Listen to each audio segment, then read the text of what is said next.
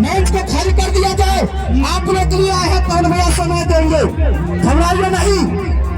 पवन भैया जिंदाबाद, घबराइए नहीं। पवन भैया जिंदाबाद, घबराइए नहीं।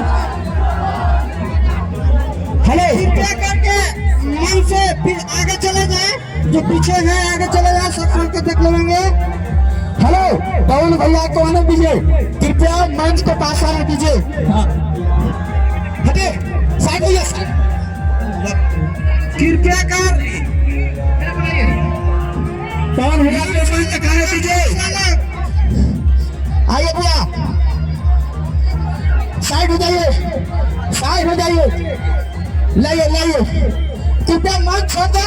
हमारे मुताबिक अरे पीछे जाइए, पीछे जाइए, पीछे जाइए, पीछे। दीपक, हेलो, मंच दीजिए।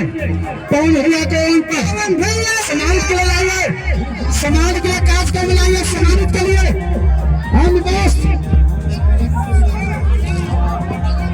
कृपया कर मन से अलग रहे, मन से अलग।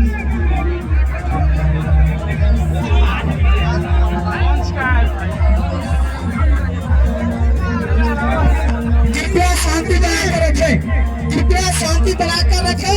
समाज करना चाहिए भैया को